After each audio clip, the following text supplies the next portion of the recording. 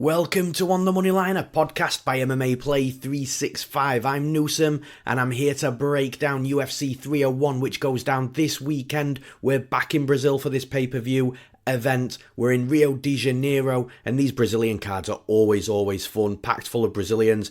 The old school Brazilian fighters are fun to watch. The new era explosive Brazilian fighters are fun to watch. I keep talking about these new era Brazilian MMA fighters most weeks, training out of your shoot the box with the likes of your Charles Oliveira. Then you've got Fighting Nerds, which is a relatively new gym in Brazil as well, that's packed full of super fun fighters that just come out at 100 mile an hour explosive. And I think this event is actually flying very much under the radar, and one of the reasons for that is the fights were being announced for UFC 301 in the midst of the build-up for UFC 300, which was just a few weeks ago. And I kind of feel that the next few cards after what we had at UFC 300 are going to get a bit overshadowed just because of how big that event was. But man, take away UFC 300 out of that and out of this equation, this card at 301 is just from top to bottom. I'm super excited for that. I think we're going to get a ton of really good fights, plenty of finishes, fast action.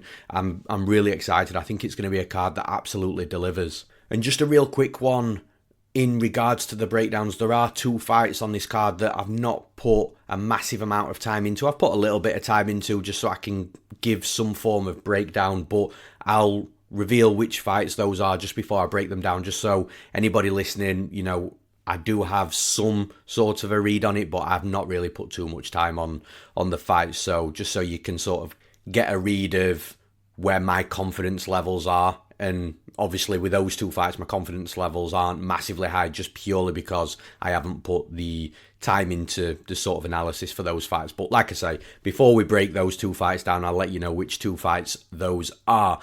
And just before we get into the breakdown, as always, if you want to jump into the action this weekend, then make sure you do so at MMA Play 365. We've got something for everybody, whether you're a fun gambler that just likes the long shot parlays, whether you're somebody that likes to make your own decisions but just have a little bit of analysis from a handicapper. We've got written breakdowns for you. We've got official bets, which are the bets that I physically have my money on as well. And then included in that same subscription, you've got all the Bayes AI UFC predictions from our UFC prediction software, a percentage prediction for every possible outcome of every fight on the entire card, and that's all in one subscription. There is absolutely no need for multiple subscriptions if you want the AI predictions and the handicapper advice as well. All you've got to do is just decide whether you want to pay for one event, pay monthly, or pay for the year, and that's all at MMAplay365.com. But now let's get straight into the breakdowns. I'm really excited to talk about pretty much every single one of these fights. There's some really good fights. And of course, we start with the main event, which is for the UFC Flyweight Championship. We've got Alexandre Pantoja versus Steve Erceg. Pantoja finally gets to defend the belt in Brazil. So this will undoubtedly be a moment that Pantoja never ever forgets, especially when he's looking back at his career when all is said and done. And look, Steve Erceg is a fighter that seems to have just had that Q jump. He's come into the UFC, he's had 3 fights, he's looked great in all 3 fights, and suddenly he's fighting for a title. Yeah, it's raised a few eyebrows, I think, across a lot of people. But look, I don't mind it so much, and the reason why is, look, in my opinion, I don't think there's sort of like 5 or 6 fighters that are ready for a title fight in the flyweight division right now. There's maybe 1 or 2, and again, you could have grievances with those guys being jumped over by Steve Erceg for this title shot, but it's not as if like there's a massive backlog of fighters that you could say are, right now ready to fight for a UFC championship. There's a lot of fighters that are maybe 1 or 2 wins away. And also with Steve Erceg, he's coming to the UFC, he's had 3 fights, he's got loads of hype around him. This is probably the right time to give somebody like Steve Erceg a title fight, because once he does get beat, because he will eventually in the UFC, then that hype drops. There's not as much for the UFC to sell, and Erceg has got to build himself back up again. So why not give him this title shot? I think it's probably perfect timing, if I'm being honest. Now, when I went into tape and I was looking at this fight, I actually went into tape with potentially a Steve Erceg bet in mind, thinking, underdog money, he's plus 200, he's exciting, he's good everywhere, a decent striker, good grappling, can wrestle as well. And I thought, Steve Erceg at plus 200 is probably going to be very live. However, I came out of tape just thinking maybe it's not the time for Steve Erceg to actually win a championship. So he might do in the future, and he's going to have a long career in the UFC. But right now, I'm really struggling to see it against Pantoja, because Pantoja, I feel, just has Erceg beat pretty much in every area. Where Erceg, I think, is probably going to get at Pantoja is the pressure striking, just gradually building into the fight. Pantoja starts fast, again, with the striking, and maybe Erceg can catch him early, but I just don't think it's very likely. I'm not saying it's not possible. I just don't think it's likely for, Pantoja to get caught early and knocked out by Erceg. I'd be very surprised. So for me, it'd be Erceg getting at Pantoja the longer the fight goes on, because Pantoja can tire, especially when he's forced to strike heavily with a fast pace.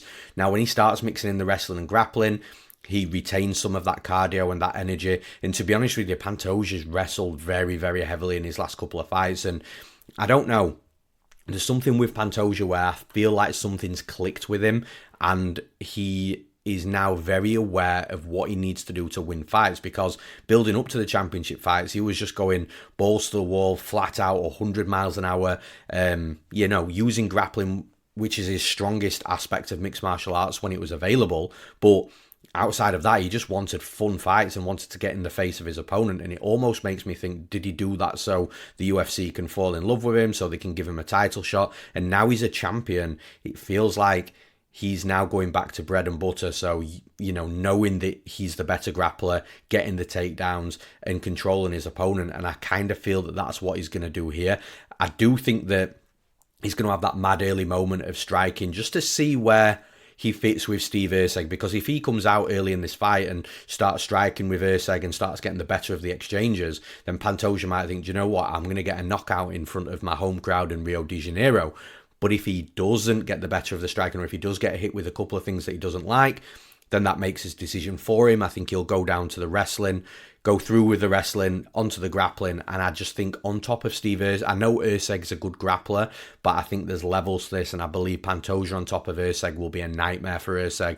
Wouldn't surprise me if Pantoja submitted him either. So again, just going back to my original point, I kind of feel that Pantoja may have him beat striking, but if he doesn't, then the good news is he's got a second path to victory where he can get the fight down to the mat, start grappling, and, look to try and get Erceg out when Erceg's on his back. Whereas with Steve Erceg, I don't think Erceg's got that second path to victory here, because I don't see him taking Pantoja down and controlling him. I just really, really don't.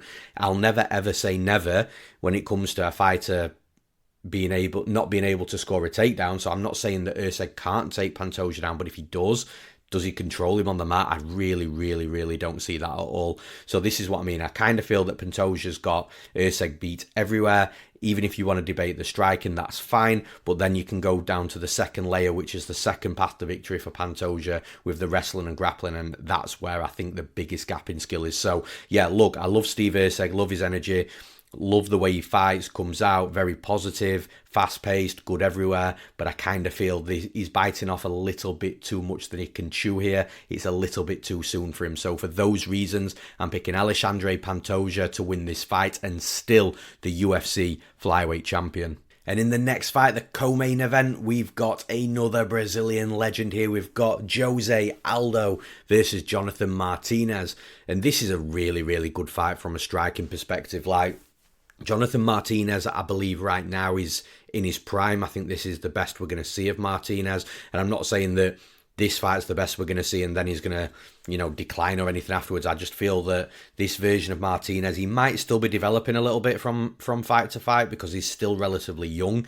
But in regards to his skill set, listen, if this version of Martinez ends up getting better, then we're in for a real superstar, because Martinez right now is a very, very good fighter. He's a fighter that's super well-rounded, once wasn't as well-rounded, but he's fixed holes in his wrestling and his grappling. And although I don't think that's going to come to play in this fight, I do think if any of these fighters here are going to wrestle and try and grapple, it might actually be Jose Aldo, just because he's the veteran, he's been around for years. and he's the one that will read a fight and just be able to make those adjustments on the biggest stages. So I kind of feel if the wrestling and grappling does come into play, it's going to be on Jose Aldo's side, but I think the defense of Jonathan Martinez would be enough to sort of nullify anything offensive that Aldo's bringing to the table, just because Aldo's a predominant striker as well.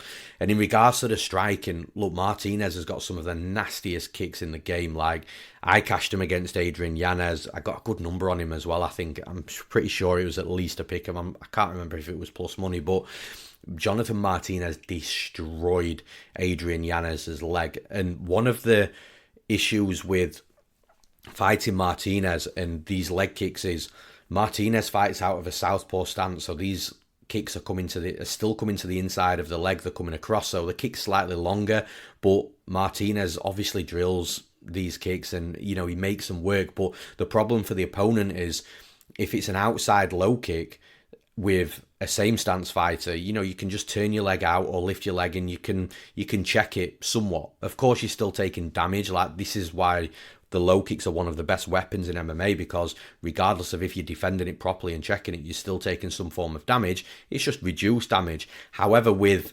these kicks on the inside of the leg, you can't turn your knee into it. All you can really do is just lift your leg and let your leg float outwards once the kick lands. But again, you're still absorbing damage.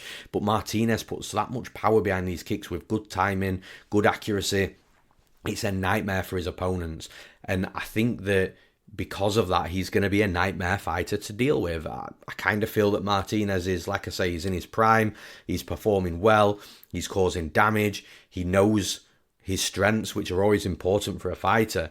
Now, on the flip side here with Jose Aldo, look, Jose Aldo is very boxing heavy now. If this was Aldo from 6 or 7 years ago, more of a Muay Thai version of Aldo, I think Aldo would have a lot of success against Martinez, but it's not. Look, Aldo's fell in love with his boxing. He's spoken about, or at least it's been reported that he's spoken about for years, wanting to eventually transition over to boxing, and he's just fell in love with throwing his hands. So it's not the Muay Thai version of Aldo that we had, of years ago. It's a different Aldo. And look, I do think he'll be able to get at Martinez in this fight in moments with the boxing, landing hands on Martinez. Maybe he knocks him out, but the outside range, I think Aldo, unless he's got something up his sleeve with how to defend these kicks, because again, this is another thing, and you see it with the likes of an Alex Pereira, for example. Just when you think that these, kickboxing or Muay Thai legends that have got so many years of experience under the belt in striking, just when you think, okay, well, this fighter who's an MMA fighter might have, an advantage in a form of the striking over the legendary striker, these veteran strikers, man, just know how to defend, and they come up with answers for the questions that nobody else is answering, if that makes sense. So it would not surprise me if Jose Aldo came into this fight and had a defense mechanism and an answer for these kicks of Martinez. And I'm telling you, if he does, it is going to be a problem for Martinez, because I'm not sure where Martinez beats Aldo outside of just blasting that kick super hard, breaking him down, and then using the hands to really take over the fight.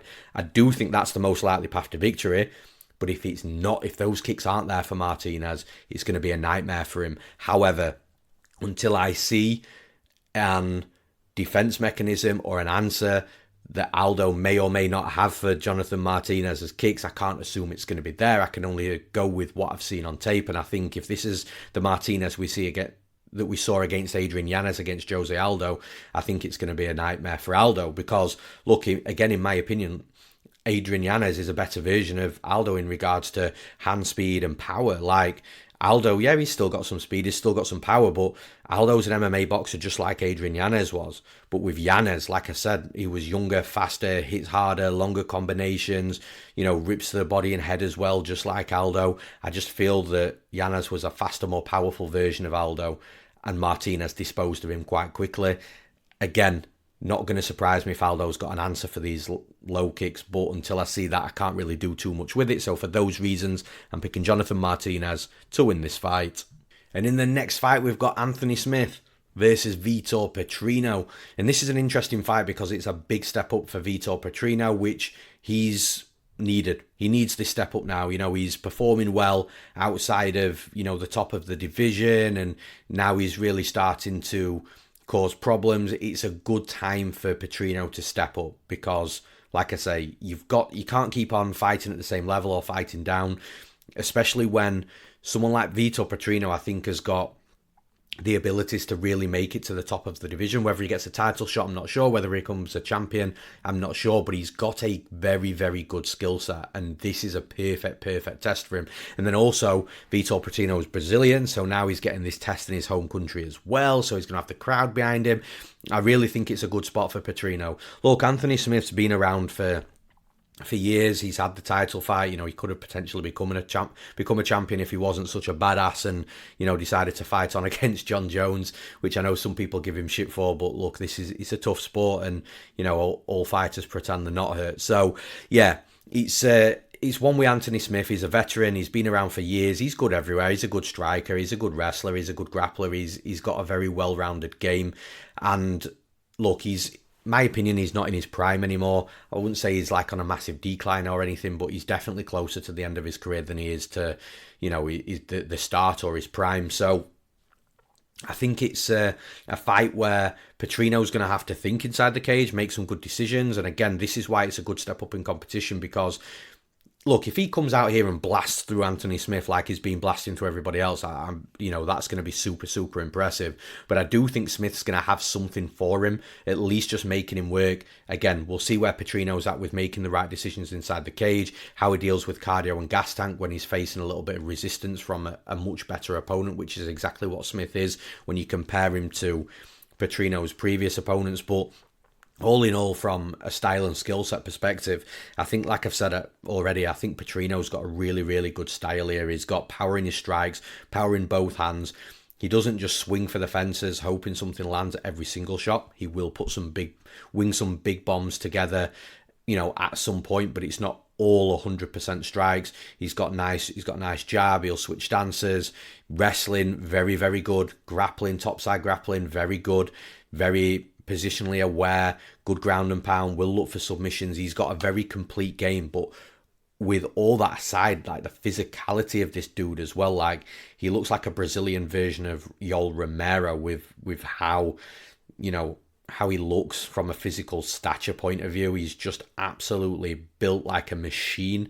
And like I say, his cardio has looked good and holds up even in fast-paced fights as well. So, yeah, really excited for this fight. I think Anthony Smith's going to have problems in regards to the pressure and aggression, because if Smith hits Petrino a couple of times and it doesn't really do too much and Petrino can walk through it, then I think that's where Smith might start crumbling a little bit once that forward pressure and aggression starts from Petrino. And we've seen Smith taken down and controlled as well, so stylistically that's an issue for him. And then in regards to eating shots, look, Smith's always been able to eat shots and he's been able to deliver shots back, but like I say, I kind of feel that when both fighters are exchanging and hitting each other, it's going to be Petrino that's going to land the harder shots just because he hits harder, which is going to be, the more impacting shots, the damaging shots. And then, like I said, when you add the wrestling and grappling, and I do think stylistically it's a tough fight for Anthony Smith, then it's a tough fight from a physicality perspective. Then Petrino's the younger, more surging fighter as well, and Petrino's in his home country in Brazil. I think there's a lot that's stacked against Anthony Smith here, a lot of upside on Petrino. So for those reasons, I'm picking Vitor Petrino to win this fight. And in the next fight, we've got Michel Pereira versus Ihor Potieria. And although this fight is fun, I kind of feel like Pereira's got a situation here and an opponent here where he could absolutely just run through him. And Ihor Potieria has also taken this fight on short notice. We're supposed to have had Pereira versus Makhmud Muradov, which I think was a much, much better fight. So really disappointed Muradov is out of that fight. But on the flip side, and just digressing, I kind of want the UFC to match Khizriev and Muradov back up again. We need to see that. I need to cash my Khizriev bet on that. So yeah, it's weird that the UFC didn't rematch that and they wanted Muradov against Pereira. But now we've got Pereira versus Potieria. And look, Potieria can be hell on wheels for a round, but the problem with Potieria is he's so aggressive, so forward pressure. And that's great. That's not a problem in a fighter, but there's a real lack of defense from Potieria whilst he's coming forward, whilst he's trying to be aggressive, whilst he's swinging bombs. And a good or a better quality fighter which Potieria will absolutely face in the UFC, will take advantage of the lack of defense from a striking perspective. And I think Pereira is the perfect opponent to this. And I think it's a perfect fight for Pereira because, Pereira's not going to be in there against somebody that's going to try and relentlessly wrestle him. Potieria is a striker predominantly himself. Sure, he can wrestle and grapple, but I just don't think he's got the qualities over Pereira, both offensively and defensively. I actually think Pereira's the better wrestler and grappler anyway. So I think Potieria is going to be a bit stuck here because he's going to be forced to strike. And Pereira's looked like an absolute wrecking ball since he moved up in weight. He's looked insane, big power. And I just don't think Potieria is going to have the defense to be able to prevent getting hit cleanly. And when he does get cleanly, I just don't think his chin's going to hold up. And that's not a knock on his chin. It's just in general, look, when someone like Pereira's hitting you with these big, powerful shots, clean, there's only so many a human body's going to be able to take. And, I think that's going to be sort of the case with Potieria. If Pereira, for whatever reason, it's not working out for him on the feet striking, which again I can't see, but let's say hypothetically it's not working out for him striking, he can wrestle and grapple as well, and I think he's going to have big advantages over Potieria there. I just really, really don't see it for Potieria. Of course, this is UFC level. They are wearing 4-ounce gloves, and one clean shot, no matter who you are, can end the night of the opponent, switch the lights off. So Potieria has that potential, but that potential is nothing more than a puncher's chance. Outside of that, I don't see Pereira losing wherever he wants to take the fight. So for those reasons, I'm picking Michel Pereira to win this fight. And in the next fight, we've got Paul Craig in enemy territory against Caio Borralho. Now, Caio Borralho, I mentioned it at the very start of this podcast in the introduction about the gym, the fighting nerds in Brazil, that just seem to have burst on the scene over the last 18 to 24 months. And this is one of 3 fighters that we've got on this card from this fighting nerds gym. And Caio Borralho is one of them. And I don't know if he owns the gym, but he's definitely one of the originators of it, or, one of the first breakthrough fighters from this gym. But yeah, Caio Borralho is, he's a good striker. He can fight in that sideways stance, a little bit of a karate style. Obviously, once the fight starts, becoming or getting into round 2, round 3, and he starts to become a little bit more tired, which just naturally any human is going to have to deal with. That sideways stance can turn into more of a traditional stance. But yeah, look, Caio Borralho is a good striker, but his wrestling's good. His grappling is real world class. His back takes are just unreal. He's got a magnet. Some fighters have a magnet for top control. This guy Caio Borralho's got a magnet for back control. As soon as he wrestles, shoots a takedown, even if you defend that takedown, he'll blast you against the cage. Once you're against the cage and you start, you're on one knee and you start trying to wall walk and get back up, he'll sink a hook into that one foot that's planted and then start to drag you back down, and then he just finds a way around to the back. And yeah, he's a nightmare. And I think this is a real difficult fight for Paul Craig, because look, Paul Craig is a fighter that so many people have written off over the years, and he's a fighter that's come back and proven everybody wrong time and time again. His specialty is, getting taken down and hitting that triangle. His submissions off his back in full guard are something that I don't care what level you're at in regards to jiu-jitsu, what belt you are, you have to be careful when you're in Paul Craig's guard, because he's literally that good. However, outside of that, when you get to a certain level in the UFC, Paul Craig is going to have some issues, and I think Caio Borralho is outside of that level, so he's the exact scenario of what I've just explained there. Look, I think Caio Borralho's the better striker. I think he's going to have more power as well. I think throwing the punches straight down the middle, Paul Craig, I think, will be hittable down the middle. So Caio Borralho is going to be able to land punches that are potentially going to cause damage and hurt Paul Craig. And when it comes to the wrestling, I don't think Borralho is going to respect Paul Craig's grappling, because Borralho doesn't sit in full guard. So I think Borralho is going to happily shoot takedowns here. I think initially Craig might think, okay, that's fine, you hit me with a takedown and we'll see what happens. But the problem is, like I said, Borralho won't sit in guard, or at least if he ends up in guard, he'll look to transition straight away. I think if Craig starts throwing up or trying to, push that arm down and throw his legs up for a triangle, I think Borralho's going to notice it straight away, deal with it straight away, and potentially pass over into like a side control and get into a better position. I think Craig's going to really struggle in this fight because I don't think he's going to get the better of the striking, but I do think that even if the striking is a little bit close, Borralho's going to shoot takedowns anyway, and I think Borralho's not going to end up in guard for too long. I do think he's potentially either going to find the back or find mount, and I think he's going to put Paul Craig in situations on his back where he's not happy because he can't attack submissions. So, yeah, I think it's a difficult fight for Paul Craig. I mean, you can't really be shocked if Craig hits a triangle at this point because he's done it that many times, but I just think Borralho is too high of a level to get caught with that. So for those reasons, I'm picking Caio Borralho to win this fight. In the next fight, this is a fight that's flying way under the radar. I think this is a phenomenal fight. We've got Joanderson Brito versus Jack Shaw. So yeah, Jack Shaw in enemy territory. Both fighters are super skilled, super experienced, good everywhere. And like I say, it's one of these fights that I think is flying way, way under the radar. And I've got no idea why, because it's such a good fight.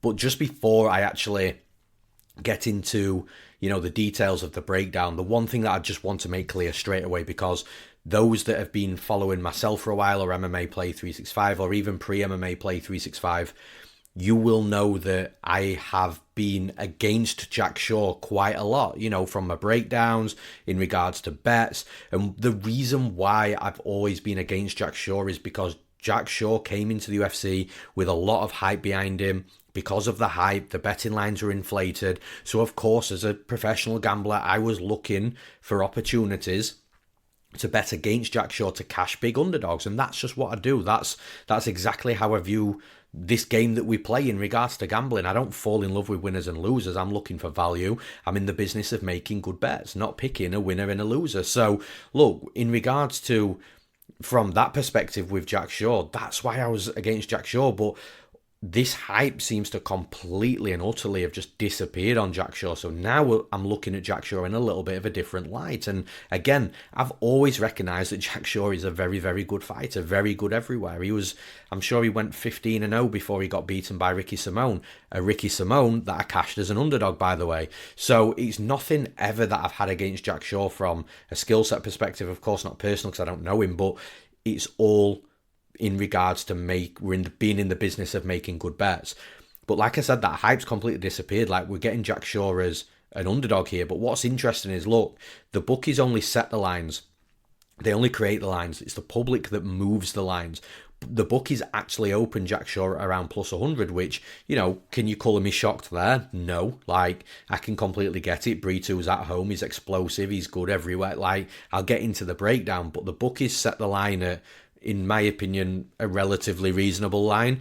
But it's the public that have moved Shaw up to, in some books at the time of me recording this, he's like plus 145. And I do feel that the public have forgotten how good Jack Shaw actually is. Like, his only loss was to Ricky Simone, and I know that loss hasn't aged very well. But look, at the time, stylistically, it was a difficult fight for Shaw. It was killing him making that sort of weight. He's moved up in weight since then. And yeah, it's very interesting to see that hype just completely fall off a fighter. And the thing is with Joanderson Brito, like I said, he's a very good fighter himself. He's got power in his hands, good Muay Thai, kicks, punches, combinations, good wrestling, good grappling. There is some flaws in his game, of course. Cardio, he slows down pretty much every fight. After round one, he can be completely got at because he comes out in round one so fast. He can be taken down. And look, the last fight against Jonathan Pierce, on two judges' scorecards, in the first round, Brito won that first round. But then in the second round, Pierce came straight out, took him down, absolutely dominated him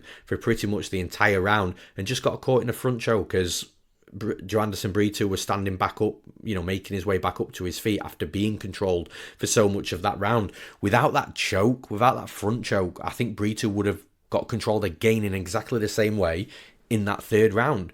And then look at Jonathan Pierce now. He lost against David Onamri. He's on a 2-fight losing streak. So I don't even think that win has aged relatively well for Brito. So in regards to the striking here with Brito and Shaw, Shaw's definitely got to be careful. I think Brito, early in the fight, especially, the hand speed and the power, he's got to mind his P's and Q's. If Brito comes out fast and hard, which I anticipate he's going to do in Brazil when he has all the crowd behind him, screaming, all that sort of stuff, I think Shaw's going to have to weather a storm here. I'm confident there.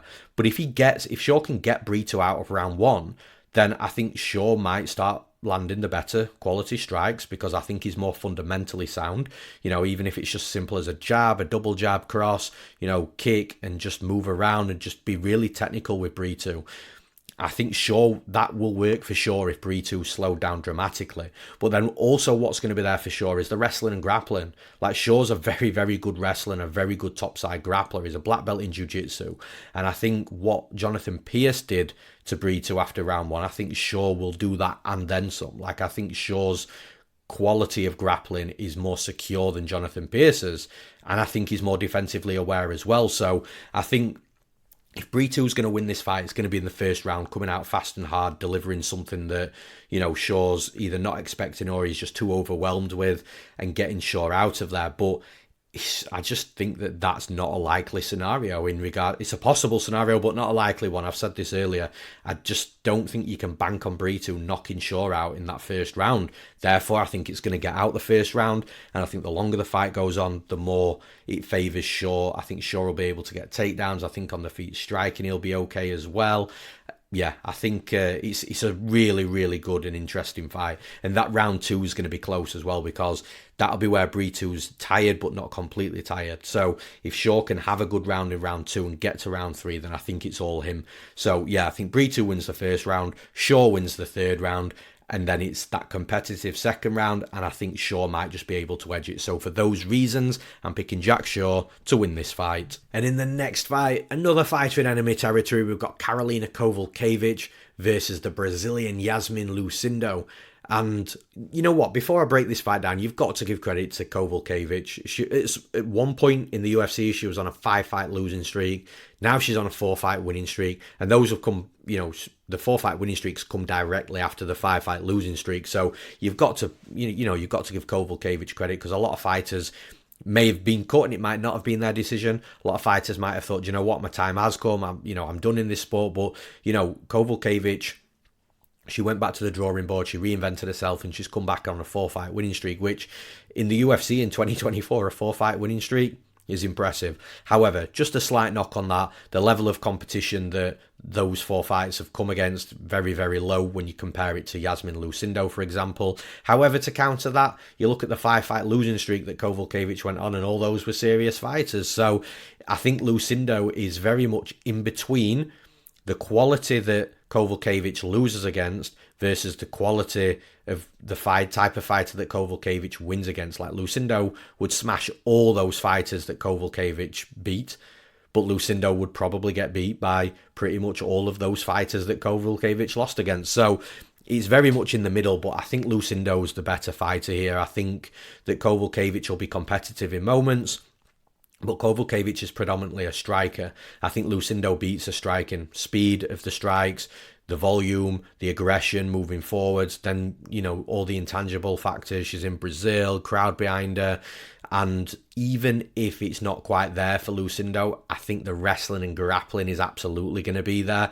I think Kowalkiewicz can be taken down. I think against a good topside grappler, she can be controlled. And I think that's what Lucindo is as well. So I kind of feel that although Lucindo isn't going to be like a million miles better than Kowalkiewicz in every single area, she's going to be a significant amount enough better in every single area. So bit better in striker, bit better wrestler, bit better grappler.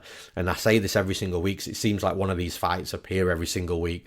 Even when a fighter isn't night and day better in every single area, even if they're just a little bit better everywhere, it's still a fight that ends up being relatively comfortable when all is said and done. Because if Kowalkiewicz can't get the better of Lucindo striking, well, she can't go to a wrestling and grappling because Lucindo's a little bit better there as well. So it almost makes it difficult for the opponent because they're running out of ideas of where they can try and win the fight. And yeah, like I say, I think the fight is going to be won and lost on the feet striking, but I wouldn't be shocked to see some wrestling and grappling from Lucindo just to, secure the fight. But yeah, I think Lucindo's the better quality fighter, slightly better wherever the fight goes. And then, as I've already mentioned, the intangible stuff, being in Brazil, crowd behind you, there's more upside on Lucindo here. So for those reasons, I'm picking Iasmin Lucindo to win this fight. And in the next fight, we've got Elves Brener versus Myktybek Orolbai. Now, Myktybek Orolbai has took the UFC by storm. Even though he's had one fight, that fight was so impressive. I believe it was short notice as well against Uros Medic. And he put on a relentless wrestling performance where we were all just waiting for that moment where Orolbai is just completely gassed out and can't do anything because it was short notice, because he was wrestling that heavily and grappling heavily. And to be fair to Medic, he stood up quite a few times as well, forced Orolbai to keep wrestling, keep grappling.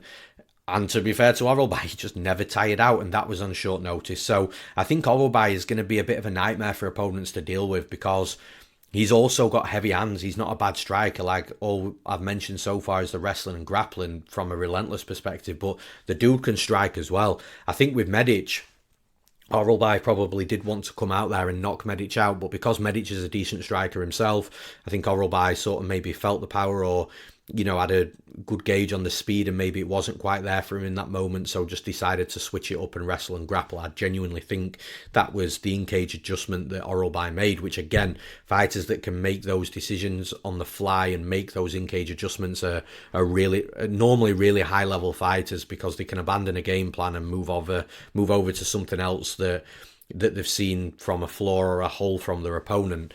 Now, with Elves Brener, he's a fighter where, again, he came into the UFC and he wasn't given too much credit in regards to, winning fights and his skill set and ability, but he's proven that he's a very, very good fighter and he's very difficult on the ground to deal with from a jiu-jitsu perspective. His striking's very wild, car crashy type of striking, just because he doesn't mind if he gets taken down. However, I think that this fight is going to be a little bit different because I don't think Orolbai is going to have issues in taking Brener down because he's concerned of the grappling and the jiu-jitsu from Brener.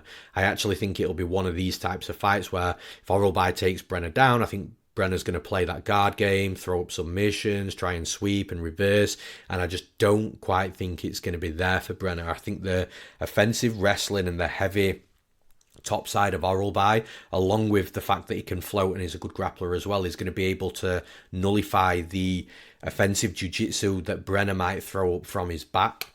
And that's not just submissions, like I say, that's sweeps and reversals as well. And even if Brener does start to hit a sweep and is reversing the position, I think Orolbai's ability to scramble and get back into a better position is going to be there. Then, like I said, you add the physical traits in as well, and I think it's going to be difficult for Brener. So then if Brenner's on the feet striking, and he's, coming forwards recklessly, throwing big punches at Orolbai, I think Orolbai has got the striking qualities to be able to deal with that and counter Brener in the gaps and the holes that he's leaving from a defensive perspective. And then even if Orolbai isn't having that success striking, finding those holes, hypothetically, let's say I'm wrong there, and Brenner's coming forwards recklessly, well, he's just going to leave his hips open for Orolbai to just level change and take him down. And then we go into the whole, ring road of the grappling scenario that I've just spoken about. So I actually think it's a difficult fight for Brener, this. I think Orolbai is one to watch. I think he's a fighter that's going to be very difficult to beat. And that's always a problem for an opponent when a fighter, if nothing else, is just very difficult to beat in regards to, skill set and pace that they're setting. Then it's just, you're set on the back foot before the fight's even started. So I think Orolbai is going to, like I say, is going to be a problem. I think he's going to be very difficult to beat. I think the striking's going to be better than Brenner's here. He's also got knockout power. And again, I think the offensive wrestling and topside grappling is going to be enough to nullify the defensive or offensive from a defensive position grappling from Elves Brener. So for those reasons, I'm picking Myktybek Orolbai to win this fight. And in the next fight, we've got Gian Silva versus William Gomis. So Gomis in enemy territory for this fight. I'll get my teeth in. And look, Gian Silva's another one of these fighters that is from the Fighting Nerds in Brazil. So the second out of the three that I spoke about from the Caio Borralho fight. So Caio Borralho, now Gian Silva. We've got one more, which we'll talk about shortly. And Gian Silva, man, this dude is fucking nuts. Like, his walkout from his UFC debut, like, I don't know whether he overplays it, but the dude is just like, I don't know, I can't even explain it. It's like zoned in, focused, and, just staring his opponent down and, just soaking everything in. And he's got this calmness, this relaxed state about him. But again, I don't know whether it's overplayed a little bit just for, personality, persona, or whether he's just absolutely nuts, which on the mic afterwards, you could make the argument that he's absolutely nuts. But the dude's got some good qualities. And from a theoretical perspective, he seems to be well-rounded everywhere. Like, we know that he can strike, and, we know he's got power in both hands. We know that he likes to throw elbows and knees, so we know his striking's good. But then he's also a black belt in Brazilian Jiu-Jitsu as well. We've seen him, wrestle, so we know that he's got an all-round game. The Jiu-Jitsu side, I think we need to see a bit more of before we're super definitive there. But if he's a legit black belt in Brazilian Jiu-Jitsu, which most of these Brazilian fighters are, and especially with the gym that he comes from, you've got to assume that his Jiu-Jitsu is okay. Then you can assume he's a well-rounded fighter. I think one of the issues that I have with Silva in this fight, in regards to how we're judging him from his last fight, is the fact that he was fighting Weston Wilson last time out, who I don't even know if he's with the UFC anymore, but it was a pretty much gimme matchup for Gian Silva, because Wilson is predominantly a grappler, doesn't have the best wrestling for this level in the UFC. He carries his hands super low as well, tall, long. He has that tall man's defense where, like I say, backs up with his chin up in the air, doesn't keep his hands up. It was a absolute tailor-made matchup for Gian Silva. Like, if you take all of Gian Silva's qualities and you decide that you want to create a fighter that Gian Silva matches up best with based on his qualities, matching him with weaknesses on the other side, and you create that persona of that fighter, that's pretty much Weston Wilson. So I don't think you can take too much away from that, just because, like I said, it was such a tailored stylistic matchup for Silva. It was only a matter of time before, he was going to knock him out. Whereas you look at Silva in the Contender Series, and Silva can be got at. Like, even though he's got this real, like, weird approach to a fight in regards to just being like hard-faced and focused and trying to be intimidating, you can get at him. And the thing is, with that Contender Series fight, it was very competitive until Silva did start landing a couple of hard shots, which then started breaking the opponent down. And the thing is with William Gomis, like, William Gomis is a very, very good striker, long southpaw stance, fires kicks to the body.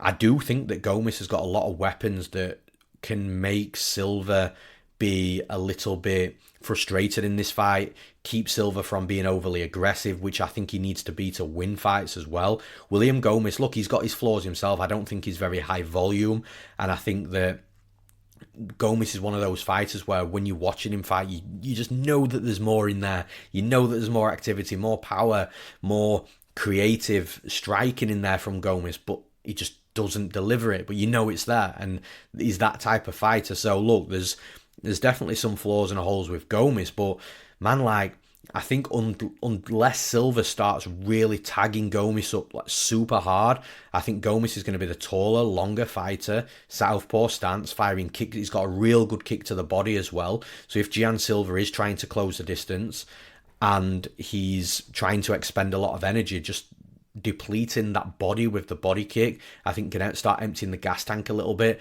And if Gomis can keep Gian Silva on the outside for long periods of the fight, it's going to start creating frustration in Silva. Silva is already going to be the fighter that's going to have to work harder, because Silva is going to want to get into boxing range, so he's got to close the distance. He's got to get at Gomis. It's a bigger cage in Brazil as well. It's not an Apex cage in Vegas, so Gomis is going to have a lot of time to work from his technical striking perspective. I think Silva might try and get into the wrestling, take Gomis down. Gomis can be taken down, but he can also get back up as well. I think that, like I say, this fight's going to be competitive, and I kind of feel it's going to be very similar to Silva's Contender Series fight pre the big shot that lands. And if those big shots do start landing and Gomis starts breaking a little bit, that's where Silva will look impressive. But I think Silva's going to come into this fight He's going to have the crowd behind him, screaming his name. It's going to, I think he's going to have a shit ton of adrenaline in his system. I think he's going to come out fast. He's going to come out hard. I think he's going to try and put a real beating on Gomis. He's coming off that massive win in his head against Weston Wilson, and I think he's going to expect the same here, but he's going to be met with a completely different level of opponent, and I kind of feel like it might be a little bit of a shock to the system inside the cage. So I'm actually going the other side here. I'm going to be picking William Gomis to win this fight. And in the next fight, we've got Joaquim Silva versus Drakkar Klose.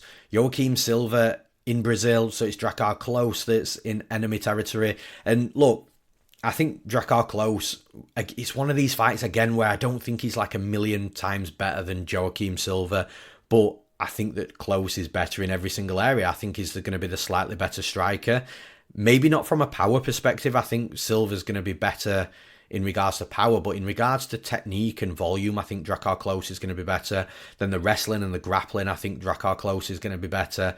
And again, it just creates one of those fights where I don't think Klose is so much better than Joaquim Silva that he's gonna run through him and whitewash him, but I just think he's that little bit better in the majority, or if not all, of the aspects of MMA, where it's, when all is said and done, it's going to be relatively close. And of course, Joaquim Silva's got, like I said, powerful strike, and he could catch Klose and knock him out. But outside of that, I just think Klose is going to mix things up inside the cage. He's going to strike for a little bit, mix in takedowns, keep Silva guessing, and I just think it's going to be a difficult fight for Silva, if I'm being honest. I bet on Clay Guida against Silva, and that fight got way too close for where Clay Guida's at in his career. Again, Clay Guida's a nightmare, relentless pressure, and that's why I bet him. And I also think I got Guida at like plus 250, maybe plus 300 or something. It was a big line against Joaquim Silva. So again, I just made that value bet. But for where Clay Guida is at, is not where Drakkar Klose is at in his career. So I kind of feel that Klose is going to be that fighter that's going to edge the rounds here. So for those reasons, I'm picking Drakkar Klose to win this fight. Now, in the next fight, we've got Mauricio Ruffy versus Jamie Mullarkey. So I said in the introduction of this podcast that there was two fights that I'd not really put too much time into analysing, so therefore my confidence levels can't be super high, just because I haven't put the time in. This was one of the two fights, so just make that very clear before I break it down. But Mauricio Ruffy coming into the UFC, making his UFC debut. He looks, and again, he's the third fighter from this Fighting Nerds gym in Brazil as well. So we've got Caio, we've got Gian Silva, and we've got Mauricio Ruffy. So you can see that this gym in Brazil with the Fighting Nerds is definitely starting to make waves. And Mauricio Ruffy looks like a decent addition to the UFC, if I'm being honest. Like, I think it was Laura Sanko, she made comparisons to Conor McGregor. You can absolutely see that. I also think he kind of looks a little bit like McGregor in the face as well, but with the style, again, there's that sideways karate stance, at least early on in the fight. Very much like what I said with Caio. As the fight goes on and he slows down, then it becomes more of a traditional stance rather than a sideways karate one. Now with Ruffy, it does seem like it's a tale of two stories with Ruffy, because from an offensive striking perspective, because he is predominantly a striker, he's got power, he can land on his opponents, and like I say, he's very dangerous, and he will explode forwards in bursts. But defensively, he can be got at. Like, he can be hit, and he doesn't have the greatest activity, at least what it seems, inside the cage when he's stepping up in competition and he's fighting a good level of opponent. The volume just doesn't seem to be there, but he's still dangerous, and that makes him a real tricky fighter to read.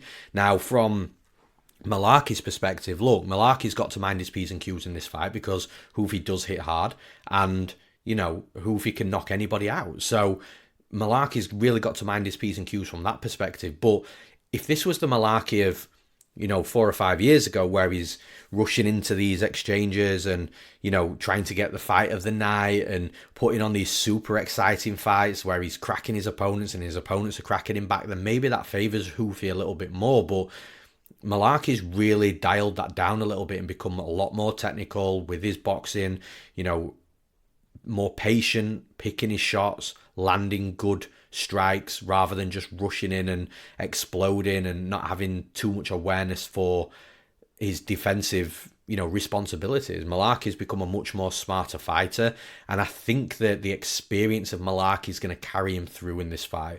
Like, Ruffy's going to have moments there's definitely going to be moments here where he's landing hard shots and Mullarkey's got to keep his guard up, or, he might have to eat a few of these shots. But I think Mullarkey, like I say, the experience, I think it's going to be one of these fights where Ruffy's, again, he's going to come out hard and fast. He's going to have the Brazilian crowd behind him. But eventually, I think if there's a storm to be weathered, and again, even with that storm, like, Ruffy doesn't come out at 1,000,000 miles an hour. He might do in Brazil with the crowd behind him, and have an adrenaline rush. But I just think that if this goes technique for technique, I think Jamie Mullarkey's got the better technical striking. When it comes to the wrestling and grappling, I think that both fighters' offensive games are going to nullify the defensive game. Sorry, I think both fighters' defensive games are going to nullify the offensive games. So even if there is a takedown, I think even regardless of which fighter this is, I think the opponent's just going to be able to stand back up. So if Ruffy takes Mullarkey down, I think Mullarkey will get back up and vice versa. So I think it's going to be a fight that's won and lost on the feet. I think if it's technique for technique, if this looks like the Ruffy fight in the Contender Series, I think Mullarkey beats Ruffy. I genuinely do. I think if Ruffy comes out fast and hard, that's going to give him a better opportunity to try and knock Mullarkey out and win.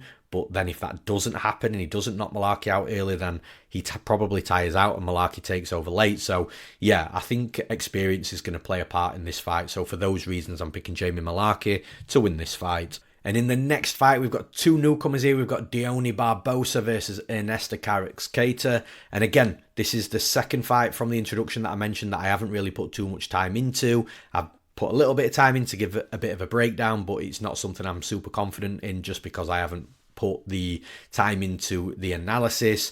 But yeah, look, from what I've seen, I think this is a good fight for Dione Barbosa. Carrix-Cater is more of a striker. She's got a kickboxing background, kickboxing champion, not sure what promotion. Maybe it's somewhere back in Lithuania. And you can see that, look, she fights tall, she fights long. You can see she's got that kickboxing background. And then on the flip side with Dione Barbosa, she was an Olympian in judo black belt, Brazilian jiu-jitsu black belt. So it's a real good clash of styles. But the thing is with Carrix-Cater, like, you look at a Contender Series fight and she was in there with a fighter that I believe had only been training and fighting for like a year and a half or 2 years. And Carrix-Cater was getting bust up on the feet as well. Sure, she won the fight by split decision, but for somebody who, if she was that legitimate in regards to the high-level kickboxing background that's been portrayed with her, then surely she should be absolutely hammering somebody that's only been training for 18 to 24 months, and it wasn't like that. The fight was so close. That makes me think that Dione Barbosa, although I don't think you can confidently say that she's going to be the better striker here, I think she'll be competitive striking, but then when you start adding in the judo and the takedowns and the jiu-jitsu, I think Carrix-Cater is going to be available to be got at. I just anticipate Barbosa coming in this fight, getting a takedown pretty early, rolling all over Carrix-Cater and either finishing her on the mat or not finishing her. It goes into the next round and she just rinses and repeats for 3 rounds and wins a comfortable 30-27. So yeah, I think Dione Barbosa, like I say, I'd be interested to put more time into her to really see where she's at, but she looks like she could be a bit of a problem in the UFC, but we'll see what happens on Saturday night. She's going to be in her home country as well, crowd behind her, so there's those intangibles. And yeah, look, I think she's going to be able to get at Carrix-Cater here. So for those reasons, I'm picking Dione Barbosa to win this fight. And in the next fight, we've got Ismael Bonfim versus Vince Pichel. Strange that we haven't got Gabriel Bonfim on this card as well. Maybe he's injured or maybe he's needed elsewhere. But, pay-per-view in Brazil, you'd imagine that Gabriel Bonfim would want to be on it with his brother as well. But the good news for Ismael Bonfim is the likelihood of him having his brother in his corner, with his brother not fighting on this card. Ismael Bonfim, he needs to get that weight in check. Obviously, he was due to fight Vince Pichel before in his last fight. Fight got cancelled. And I also think the fight got cancelled because of the weight cut as well, although I could be wrong about that, sketchy memory. But yeah, it was something along those sort of lines. But the thing is with Bonfim, again, he came into the UFC with a ton of hype on him, wiped out Terence McKinney when Terence McKinney was looking great. And, everybody thought that McKinney was going to be the next big thing. And Bonfim came in there and styled on him in his UFC debut. That win hasn't aged great because of Terence McKinney has looked a little bit on and off. Since that fight with Bonfim. But then Bonfim fought Benoit Saint-Denis and got absolutely torn through in a round. And again, Bonfim was like a -200, -250 favourite in that fight, I think. So again, I kind of think it's one of these fights Very similar to what I mentioned with Jack Shaw earlier on, where the hype has dropped off Bonfim a little bit, and obviously is a decent-sized favourite to beat Vince Pichel, but I just don't think people are talking about Bonfim in the same light as what they were pre-UFC and then pre-UFC post-UFC debut. And the thing is with the Benoit Saint-Denis fight is that loss has aged beautifully. Like, I know Benoit Saint-Denis just lost against Dustin Poirier, but the fact the fact that Benoit Saint-Denis was fighting that high in the division and just tearing through everybody, like I said, I think that loss has aged really well for Bonfim, because Vince Pichel is not Saint-Denis. Like, I think Bonfim here is going to be the much better striker. Pichel still packs and throws these bungalows at his opponent, so he's still got power that he packs and that he could land on Bonfim, but I think Bonfim's level of boxing is much better than Pichel's. Bonfim, I think, is also going to be more athletic. I think he's going to be faster. I think if this fight does hit the mat, Bonfim can take the fight down. He's got a really good grappling game as well.